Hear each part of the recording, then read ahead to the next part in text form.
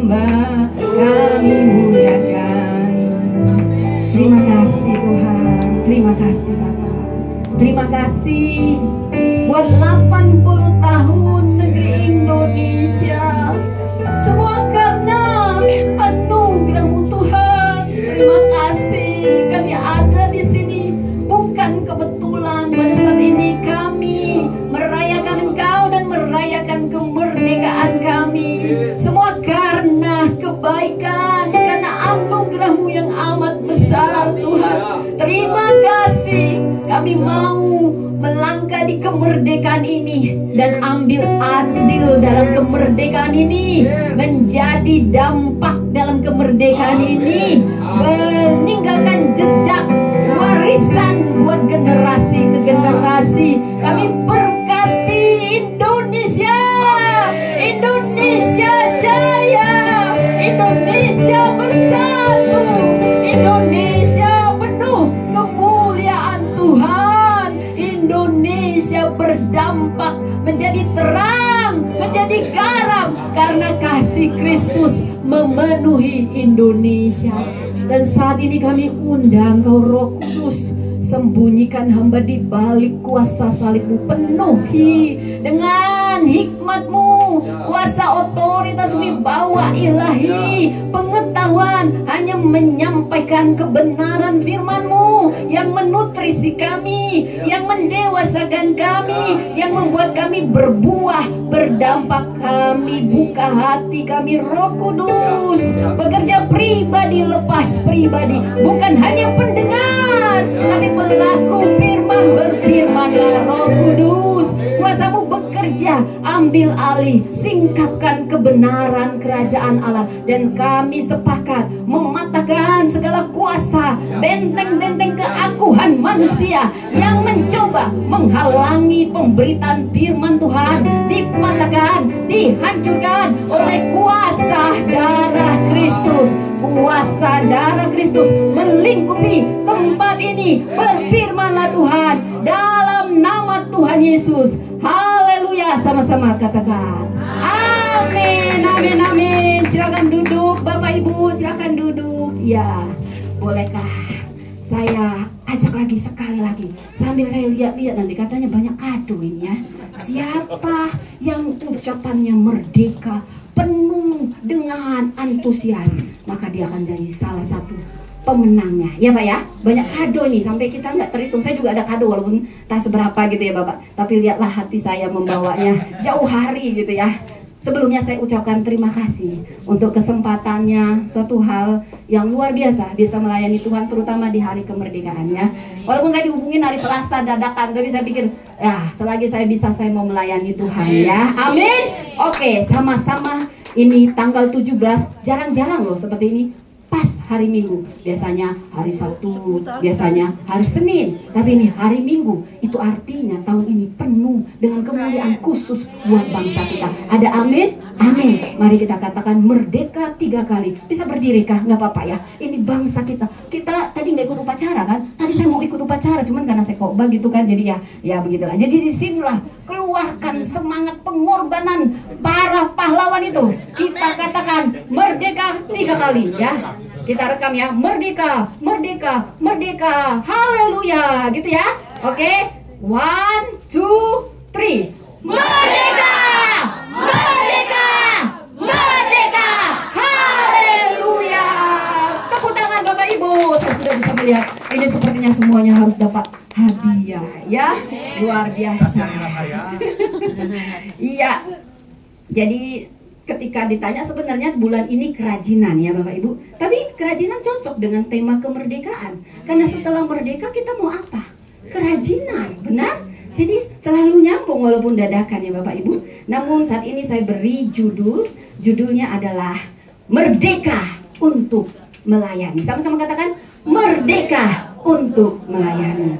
Saudara, jadi kalau ditanya merdeka untuk melayani, saya mau tanya dulu ini pengertian kita. Paham nggak apa arti merdeka untuk melayani? Apa makna kemerdekaan itu sesungguhnya Bapak Ibu ya? Apakah yang namanya merdeka, Anda bebas sebebas-bebasnya? Yes, saya sudah merdeka. Apa makna kemerdekaan?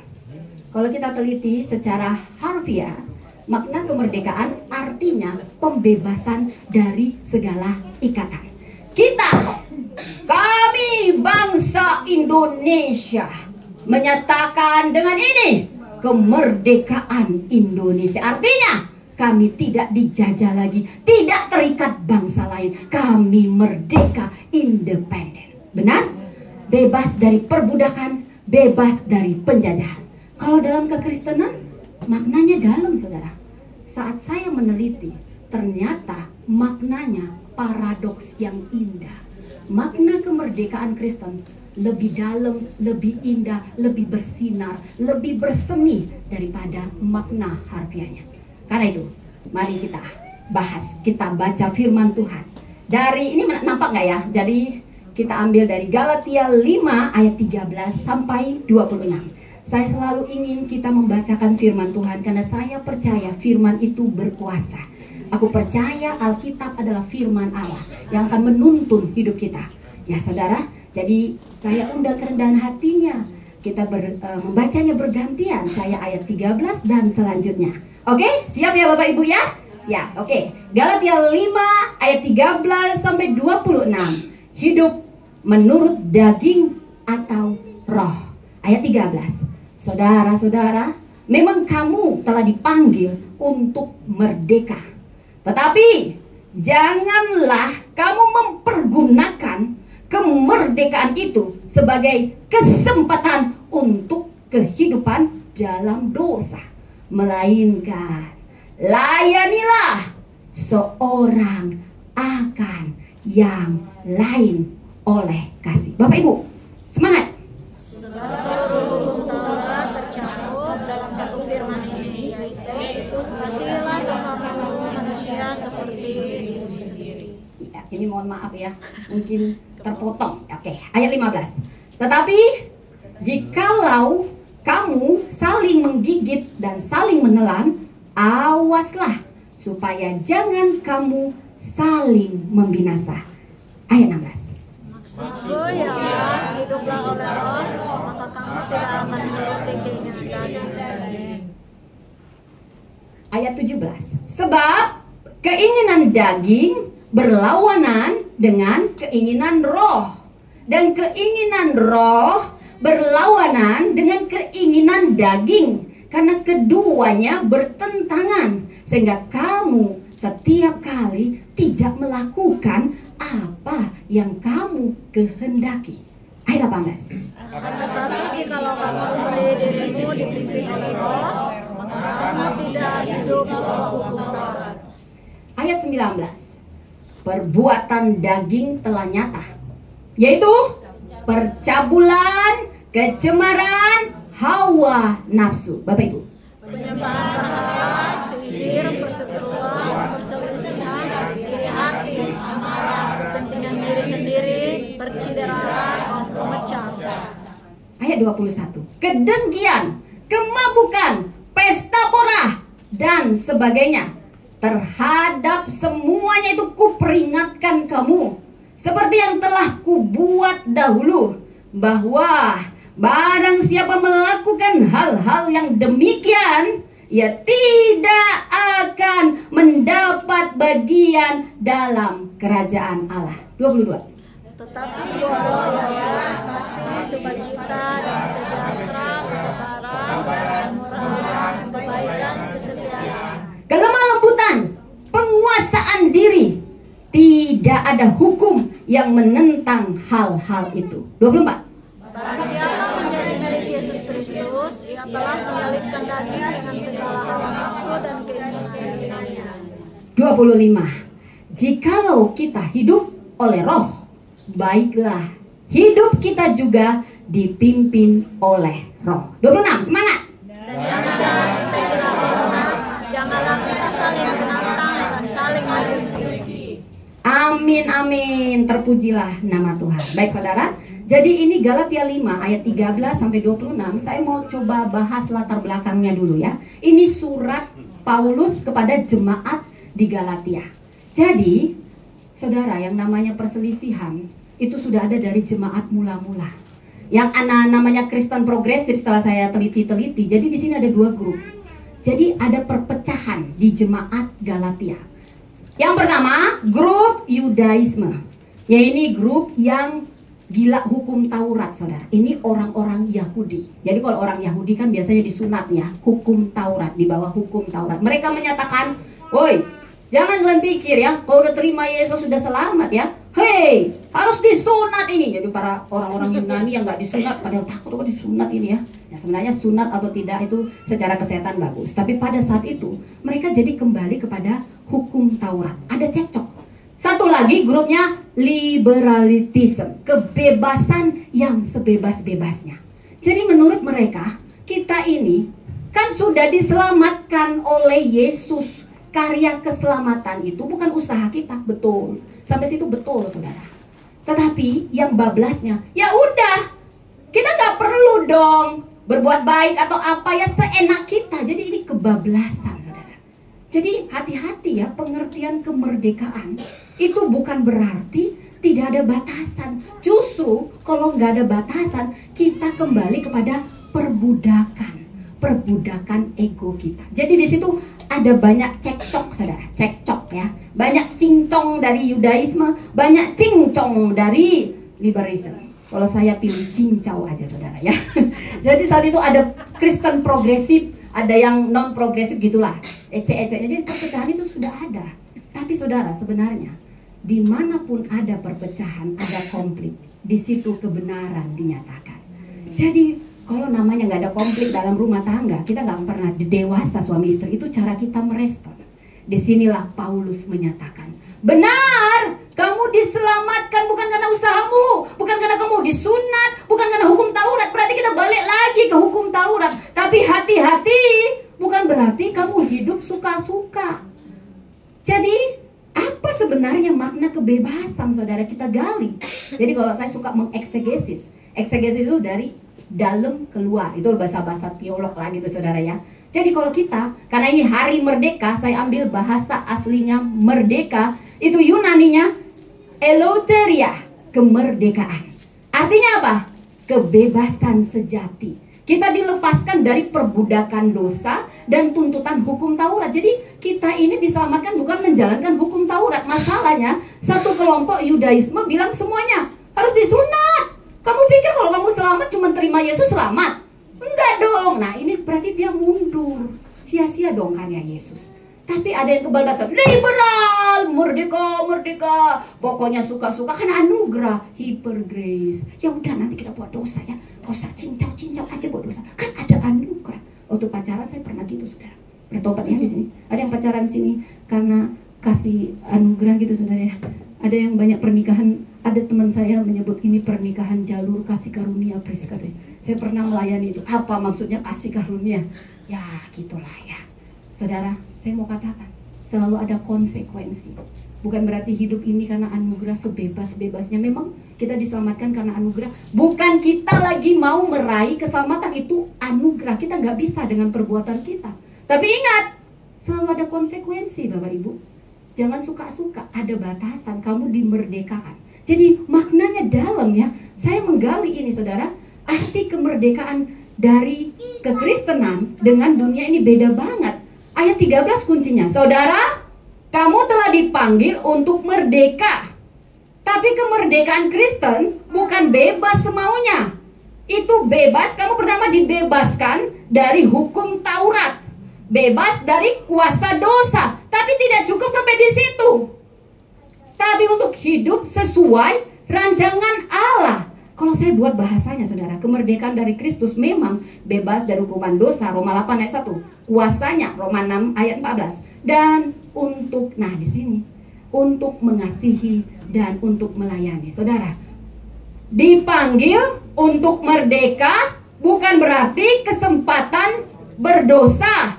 Tetapi ingat, di sini intinya, layanilah seorang akan yang lain. Tadi ingat, kata merdeka eleuteria.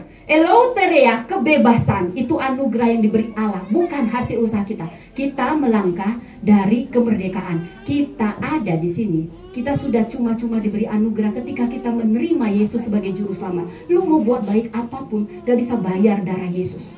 Itu anugerah yang tidak bisa terbayar. Tapi bukan berarti yes saya sudah diselamatkan, suka-suka gue. Wah, ada konsekuensi bos. Ya, jadi saya gali-gali. Doulos. Setelah Paulus, kita harus pakai bahasa Yunaninya. Eleuteria, kebebasan yang diberi, anugerah. Tapi setelah itu melayani. Doulos, menjadi hamba. Hamba, merdeka, jadi hamba. Merdeka, jadi hamba. Berarti sama-sama dong gak merdeka, karena di sini hamba, di sini hamba. Yes, itulah paradoks kekristenan yang indah. Kita bebas dari dosa. Awalnya kita hamba dosa, lalu kita dipanggil merdeka dengan anugerah, jadi hamba Tuhan. Jangan pikir yang berdiri di sini hamba Tuhan. Semua kita hamba Tuhan. Semua kita hamba Tuhan. Bukan hanya pelayan. Kan kamu hamba Tuhan. Ya saya biasa aja, saya jemaat loh ya. Jadi jangan banyak tuntutan. Oh salah bos. Kita semua hamba Tuhan. Ibu rumah tangga hamba Tuhan. Mendidik anak, pelayanan pertama. Anda karyawan, gak jadi apa-apa di gereja, Anda hamba Tuhan. Karena semua karya kita untuk kemuliaan nama Tuhan. Saudara, ini paradoks yang indah. Berarti kita ini tetap hamba dong, gak merdeka. Betul. Paradoks indah kekristenan. Bebas tapi jadi hamba kasih. Saudara, jadi ada 3 makna. 3 saja saudara ya. Pertama, kemerdekaan yang kita sebut kebebasan itu adalah panggilan, bukan pembenaran diri. Kuncinya di ayat 13-15. Kita jadi dari belenggu dosa, hamba dosa, jadi hamba Tuhan. Jadi kemerdekaan sejati tidak diukur dari apa yang kita dilepaskan, tapi dari diukur siapa yang kita layani. Karena sebenarnya hamba dosa jadi hamba Tuhan. Itulah kemerdekaan. Kemerdekaan sejati hanya di dalam Tuhan. Di luar Tuhan kita nggak bisa merdeka. Pilih siapa yang mau kau layani, Mamon atau Yesus. Aku free, aku liberal, hidup liberal. Berarti kamu juga masih belum merdeka bos. Hanya 2 pilihannya, mau jadi hamba dosa atau hamba Tuhan. Tapi kemerdekaan sejati saat kita pilih hamba Tuhan.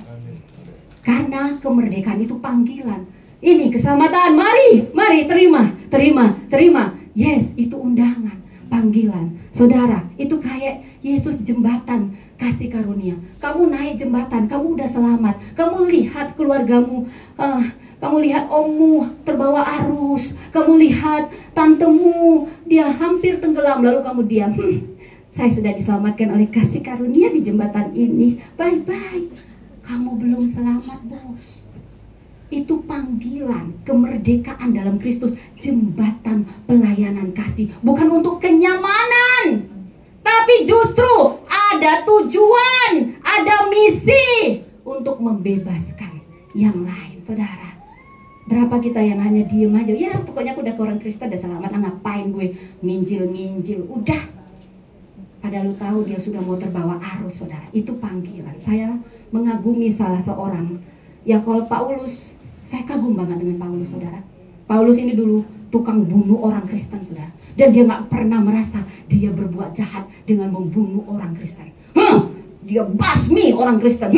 Mana? Minta surat, saya mau bumi nih. Dasar kalian ini aliran sesat. Padahal dia yang sesat. Karena dia diperhamba hukum Taurat. Akhirnya dia diselamatkan. Apakah dia nyaman? Yes, saya sudah selamat ya. Sudah.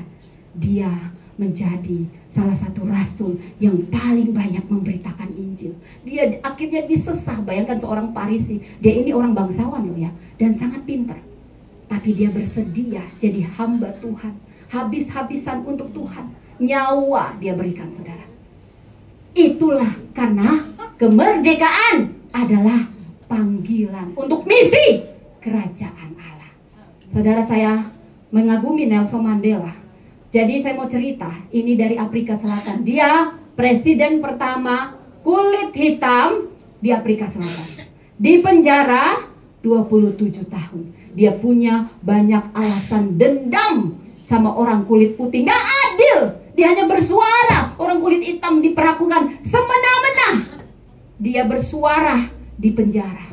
27 tahun di penjara. Waktu bebas apa yang dia lakukan? Apakah dia dendam? Sebenarnya hanya badannya yang dipenjara, saudara. Jiwa raganya selalu lepas. Karena apa? Karena dia punya misi. Kemerdekaannya panggilan. Dia ingin menyatukan Afrika Selatan. Tuhan membentuk dia di panggung yang sunyi, yang tidak ada tepuk tangan, di penjara. Tapi badannya saja yang dipenjara. Berapa banyak dari kita nggak dipenjara, tapi sebenarnya kita dipenjara. Kita masih dendam sama mertua, dendam sama suami. Jangan pikir ya hamba Tuhan nggak pernah ada kepahitan. Oh, saya pernah. Justru yang memahitkan saya sesama hamba Tuhan, saudara. Saya membawa ini harus minta pertolongan Roh Kudus melepas pengampunan. Saudara, semakin Anda dekat bukan berarti Anda tidak akan menghadapi gesekan. Tapi bagaimana Anda merespon? Mungkin kita ini nggak dipenjara kayak Nelson Mandela, tapi kita dipenjara oleh kepahitan masa lalu yang nggak bisa kita lupakan. Saya termasuk pernah di situ, saudara. Tolong aku Roh Kudus, tolong aku Roh Kudus. Padahal aku jadi hamba Tuhan. Wah, banyak air mata. Mau melayani Tuhan aja gitu ya, saudara ya. Jadi jangan pikir itu akan selalu diserang. Tapi sekarang kamu merdeka nggak? Masih benci nggak sama suaminya, sama istrinya, sama tetangga? Atau benci sama dia aja nggak kenal samamu, tapi kau benci sama dia? Berarti kamu belum merdeka, saudara. Belum merdeka. Nelson Mandela, 27 tahun. Dia hanya badannya di penjara, tapi hatinya murni. Dia keluar. Dia sudah dibentuk Tuhan di penjara. Yusuf dibentuk Tuhan di penjara. Jadi terobosan nomor 1 di negaranya. Saudara, kita nggak bisa bilang kita merdeka kalau kita masih menyimpan dendam, saudara. Amin. Jangan pernah nyimpan dendam. Saya pernah nyimpan dendam, saudara. Wah, itu nggak enak, saudara. Nggak enak banget, saudara. Saya masih terkurung. Mungkin saya bebas kayak mau kemana-mana, tapi hati saya pahit. Tuhan pulihkan. Makanya, kau mau pilih mana? Hamba Tuhan atau hamba setan? Kita akan diproses terus seiring kehidupan ini. Next, saudara. Tadi kemerdekaan adalah panggilan. Kedua, kemerdekaan butuh disiplin rohani. Kuncinya ayat 16-21. Orang merdeka berjalan oleh roh, tidak kembali diperbudak oleh keinginan daging. Disiplin rohani. Ini kalau bilang rajin ya, orang rajin pasti disiplin. Orang disiplin pasti rajin ya. Jadi kalau orang malas sudah tahu lah ya. Jadi itu pasti seimbang, saudara. Itu seiring. Yang disiplin itu pasti rajin, saudara. Yang rajin itu pasti disiplin. Tapi rajin yang mana dulu ya? Rajinnya yang positif ya. Disiplin rohani itu kerajinan. Kita perlu rajin berdoa, baca firman, kendalikan diri. Nggak mungkin, aku udah terima Yesus semuanya baik-baik. Tidak. Kamu akan kembali diperhamba kalau kamu nggak disiplin.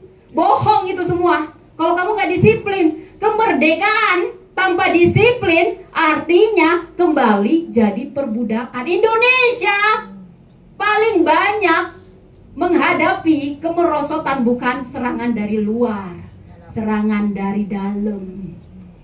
Bapak Ibu, Indonesia merdeka 17 Agustus tahun 45. Tapi apakah setelah itu bebas semuanya? Wah, banyak rongrongan Pancasila semuanya. Karena itu butuh disiplin. Bukan yes kita merdeka seenak dewe ya. Oh salah. Dulu kalau tahu suami saya, saudara, nanti nggak enak ya. Tapi saya percaya dia akan kembali lagi. Dulu dia ganteng banget, saudara. Ganteng banget sampai saya kelepek, saudara ya. Tapi dia tetap ganteng. Gini aja dia tetap ganteng. Apalagi dulu, bisa lah kalian bayangkan. Kalah semua artis-artis, saudara. Tapi karena dia misi ya kan, karena nggak ada waktu. Tapi saya percaya dia akan kembali ganteng lagi karena kasih karunia Tuhan. Amin ya, amin ya. Jadi dia ini kalau seorang atlet, saudara, kemerdekaan tanpa disiplin, perbudakan. Atlet nggak latihan lagi. Yes, saya juara 1 loh lomba lari. Yes, akhirnya saya bisa makan bakso, makan apa aja suka-suka gue, kan sudah saya juara 1-nya. Dia tidak akan juara lagi, saudara. Kenapa? Karena tidak ada disiplin. Justru dia diperbudak oleh egonya. Itulah kita. Kita merdeka tapi nggak ada disiplin. Suka-suka kita. Aku mau nonton, aku mau tidur jam 12 malam. Suka hatiku.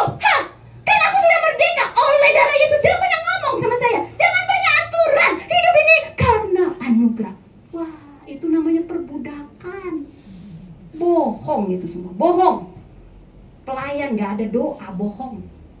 Disiplin. Orang Kristen gak cukup cuma terima Yesus, nangis-nangis, tumbang-tumbang. Gak ada disiplin. Gak lama lagi pasti jatuh. Hamba Tuhan gak ada disiplin, jatuh. Kita gak bisa dengan kekuatan kita. Kita perlu roh. Roh Kudus, hidup dalam roh. Disiplin itu yang membuat kita tetap merdeka, saudara. Saudara, Anda tahu atau enggak, saudara ya? Kita ini semua punya anjing. Anjing hitam, anjing putih, yang mana tinggal kau pilih, gitulah ya saudara ya. Anda bangun tidur, Anda sadar atau tidak, kita peperangan rohani setiap hari, setiap jam, setiap waktu. Sekarang saya tanya, siapa yang akan menang? Anjing hitam atau anjing putih? Anjing putih. Bukan. Anjing yang dikasih makan. Anjing yang gak usah tengkar. Satu aja gak dikasih makan, mati sendiri. Anjing hitam itu daging kita. Kita ini masih dagingnya ada. Kalau roh aja berarti kita udah mati. Haleluya, kita udah di surga, puji Tuhan. Keinginan daging ini yang melemahkan kita, Bapak Ibu. Sekarang, kalau kamu gak pernah baca firman, gak pernah doa, cuma datang gereja tapi gak pernah doa, baca firman, rohmu lemah. Dagingmu yang kuat, maka menanglah daging, saudara. Jadi, biar menang, disiplin, baca firman. Walaupun gak ngerti, saudara, saya gak ngerti, saudara. Saya bawa aja saya buat kreasi biar saya senang baca firman. Saya buat di TikTok, saya cantik-cantik. Firman Tuhan dari sekarang, Matius 5, pokoknya saya. Nanti itu gak ada yang kembali sia-sia. Firman yang Anda ucapkan nanti malam bisa dibukakan, saudara. Yang penting kamu punya rindu. Caramu boleh ekspresikan, saudara. Tidak ada firman yang kembali sia-sia. Saya selalu iman. Saya percaya Alkitab adalah firman Allah, berkuasa. Rohmu akan dibangkitkan. Gak apa-apa gak ngerti semua sekarang. Siapa sini yang udah baca firman Tuhan habis? Belum pernah di sini? Oh, satu Alkitab belum pernah habis seumur hidup. Nah, yang 2 kali habis. Ini kado nih. Siapa yang jujur? 15 kali. 15 kali ya. Wah, kalau saya nggak bisa lah itu kasih karunia Tuhan pasti anugerah banyak. Tapi saya tantang dulu jemaat. Siapa yang sudah habis baca Alkitab? Sekali. Wah, itu Pak, 1 dapat kado ya. Nanti saya dapat kado. 2 kali. Ibu ini dapat ya. Ya, saya percaya. Di sini bahkan lebih dari 5 kali nanti baca. Nggak ngerti nggak apa-apa. Nanti disingkapkan. Dan yang ketiga, yang terakhir Bapak Ibu, ini buah-buahan ya. Ini sehat buat tubuh. Saudara, kemerdekaan tanpa buah bohong. Kemerdekaan sebagai panggilan diikuti disiplin pasti berbuah. Pasti berbuah. Kalau tidak berbuah, there's something wrong. There's something wrong. Buah roh, bukan buah-buah roh. Itu satu paket, saudara. Roh Kudus beri kasih, damai sejahtera, kesabaran, kemurahan, kemurahan yang kita beri, kesetiaan, ya, kebaikan, kelemah lembutan, semuanya, saudara. Ini lihat, saudara. Saya pernah punya pohon mangga diambilin, saudara. Pohon mangga nggak pernah makan buahnya sendiri, saudara. Yang makan siapa? Orang yang lewat, yang punya. Sekarang kemerdekaan sejati tidak dirasakan, tetapi dinikmati orang lain. Orang akan ngomong sendiri, jadi jangan ngomong muji-muji diri ya. Oh ya, aku udah terima Yesus, lihat kan, aku berubah kan, aku baik kan. Aduh, nanti ada orang yang, gue mau bilang gimana gitu ya, gimana. Anda gak usah bilang diri Anda baik, orang yang akan bilang. Saya lebih percaya omongan orang yang menyampaikan, itu baik loh, itu baik. Daripada dia sendiri ngomong gitu ya saudara ya. Karena itu gak bisa bohong, itu dirasakan oleh sesama. Seperti mata air, gak pernah dirasakan sungai. Kasihnya seperti sungai, kasihnya seperti sungai. Dia hanya mengalir. Jadi kalau sumbernya pahit, yang mencicipi pasti kepahitan. Makanya sumbernya harus manis. Demikian juga pohon, kalau pahit buahnya pasti pahit. Dan sebaliknya, dirasakan orang. Jadi berbuah yang apa? Berbuah yang manis. Amin, siapa yang mau berbuah? Amin, saudara? Saya cuma kasih contoh saja Mother Teresa. Jangan pikir ya saudara, saya pernah ada dengar pernyataan begini. Lu kalau mau jadi ini dulu ya, harus pokoknya mapan dulu lah. Atau ini dulu lah. Bohong itu semua, bohong. Kita bisa melayani Tuhan dari titik dimanapun kita berada. Mother Teresa, dia meninggal, negara-negara menghormatinya, dimakamkan secara kenegaraan. Siapa dia? Dia bukan siapa-siapa.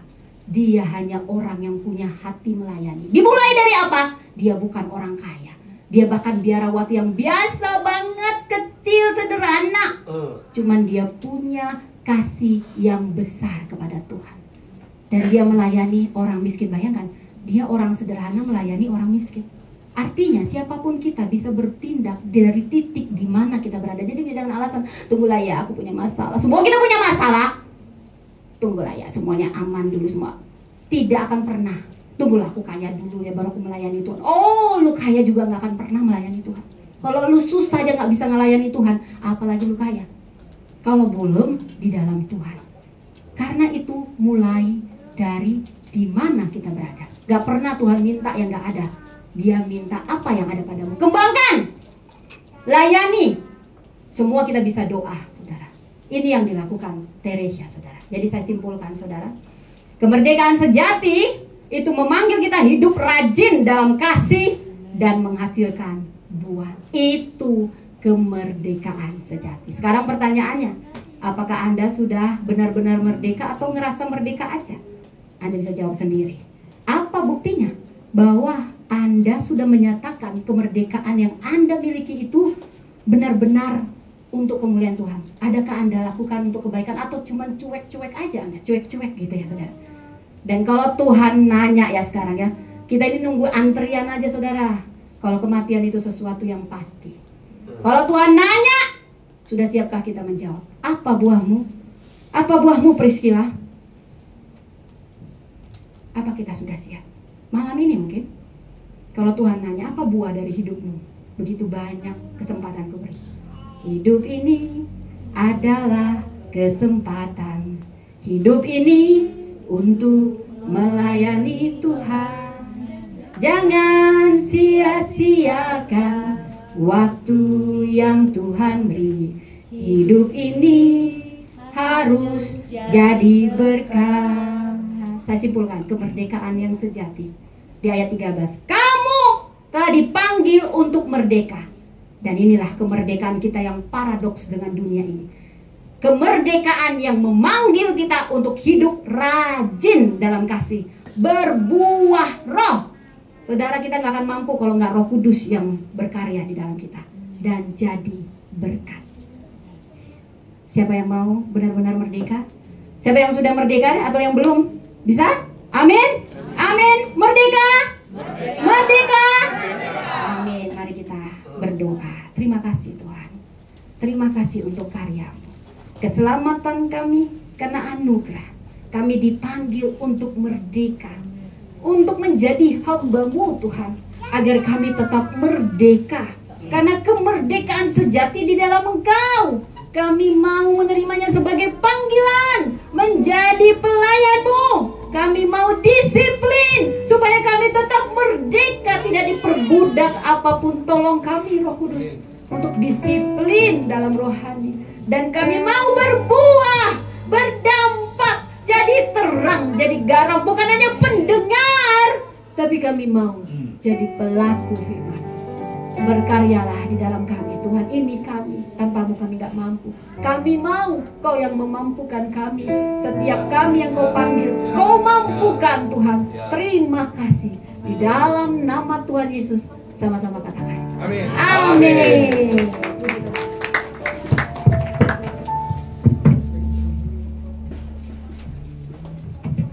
Shalom. Gimana khotbahnya? Keren ya? Kalau namanya adik saya Friskila nih, kalau khotbah